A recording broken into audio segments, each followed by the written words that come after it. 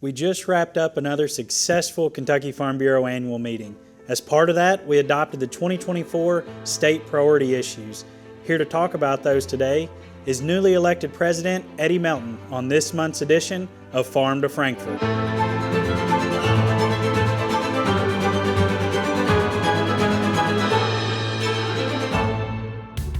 Eddie, well, congratulations on the election and being the newly elected President of Kentucky Farm Bureau. Really look forward to a successful year we've got coming up, and we did just wrap up annual meeting. I believe we had a record attendance and a lot of cool things going on this year. We did, Kyle. Thank you, and I'm excited to take on this role and take on the new elected executive committee that we have with Shane and Larry coming on board with us and getting acclimated and moving forward this year. So I'm excited about that. And we did have a great annual meeting. I mean, we broke a record. Probably we had over 2,300 folks that came that were registered for our annual meeting this year. It was a great crowd, and seeing President Mark Haney's last address on Friday, a big crowd for that, and then a big crowd for the elections on Saturday morning. So it was a fun week. I think we had it's like a family reunion when you come to our annual meeting. People are so glad to get to see each other and excited to visit. Yeah, absolutely. And with that was our business session on Friday, where we talked through policy, and you as the chair of Resolutions Committee helps walk through that. And then after that on Saturday, we adopted our priority policy and our priority issues going into 2024. So we've talked a little bit about those on previous Farm to Frankfort, but some will stay the same. Things like budget priority issues, Agriculture Development Fund, maintaining 50% of that, a well-funded Department of Agriculture. Those things are so important to this organization. That's right. You know, we often joke about a well-funded, well-administered, and well-funded KDA, and that is important to us. You know, the Department of Agriculture does a lot of things, not only for agriculture, but for weights and measures and shows and fairs. Mm-hmm. So there's a lot of things that the Ag Department does. So we want them to be funded. They've actually come up with a new emergency team that they're putting together over there in case there are emergencies. So I think there probably some funding is needed there for that, but we want that done. And of course, the Ag Development Board has just been something, the Ag Development Fund has been something that is just, people in other states can't imagine how that got done in Kentucky. And I think that is a great success story.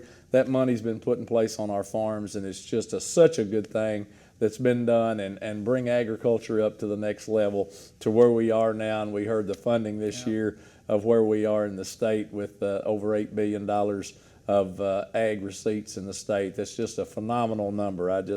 It's exciting for that. Of course, expenses have went up with that too, but still, we were glad to have that income there and that level to come up like that. Absolutely, and we'll continue to work on those issues as priority, and a couple newer issues this year that was adopted, one of which, and we've talked a lot about this, preserving prime farmland, keeping that land into agriculture production, and as part of that is developing these agricultural districts.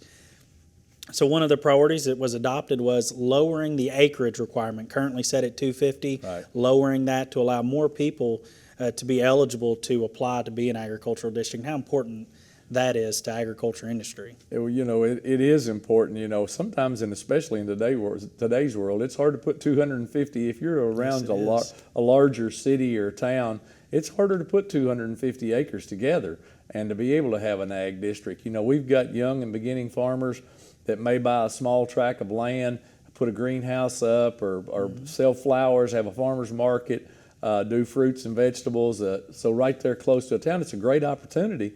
But having to have 250 acres to not be annexed into the city is a big deal. So our membership thinks that we need to lower that number down, and so we're going to work on that this year to see if we can get that done to help those folks not be annexed into a city, because, well, again, as we talked about before, once you're in the city limits, you get to live by all the rules of the city, whether they change them later or whether they're in place now. Yeah, and I think an important thing to mention too on agricultural districts is it's purely voluntary. It is. And it can be removed at any time. So if you would like to be annexed, if you would like development on your property, you can remove yourself at any time. It's not a 15, 20, 30 year you're not type selling pace your or development CRP rights or Correct. anything. Yeah, so it's purely voluntary.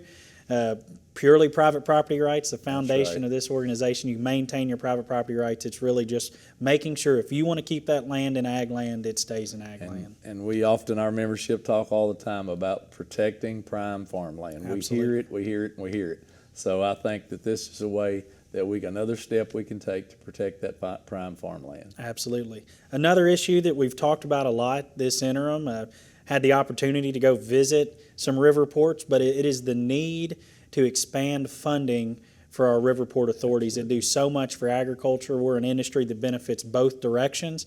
Fertilizer comes up, grain, finished products go downriver. So river port funding is so important. And you see that, I feel like a lot of times you talk about it in West Kentucky where the grain is, but we've got river port authorities here in Louisville. We've got them in Northern Kentucky, got them around in Eastern Kentucky as well.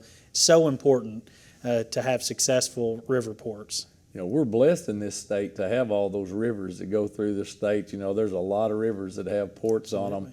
The Ohio is the main one, we know that, but you've got the Green, you've got both of the lakes down at Kentucky Lake, and they have ports down there on those, so all up and down the Ohio.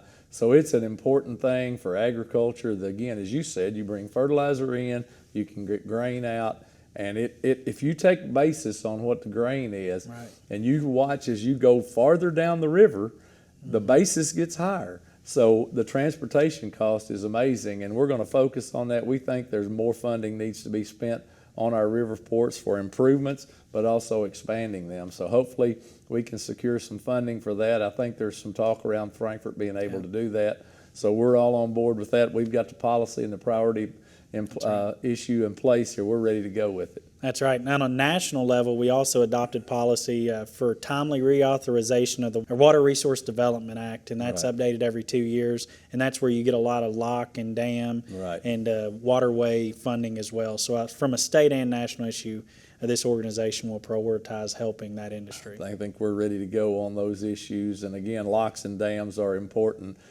You know, when the river levels down on the Mississippi get too low to do anything, the Ohio River and up through here, the water levels are okay. There's a reason for that. We have locks and dams that were put in years ago that can stage that water down and hold water, and we can keep it in place so we can navigate up here. So we don't have those issues here in Kentucky. We've talked to a river port that, you know, they were having to load their barges up here a lot lighter to get through down there. So hopefully that there's some work can be done, dredging and maybe some locks and dams, and can alleviate some of that problem down there, because it does get to be an issue for us getting our grain to the port and getting fertilizer back. Yeah, a lot of exciting stuff to work on going into the 2024 legislative session. Looking forward to doing that with you as president of this organization. Any final comments and kind of priorities for you as president? Well, we're going to get the new team on board, and we've got some ideas. I want to hear from them. We're just 3 days in today, Kyle, of getting elected. So those guys are getting in and getting acclimated, and we're going to talk to them, and we're going to work as a team. That's how we're going to do. That's how we've done before, and we're going to continue that on. And I'm excited for you in your role again in Frankfort this year as you go up there and we try to get our priority issues passed in Frankfort. Absolutely. So this probably will be the last edition before Christmas. So just want to really take this time to say Merry Christmas to you, Merry Christmas to our members, and I look forward to another successful year in 2024. Thanks, Kyle. Thank you, Eddie.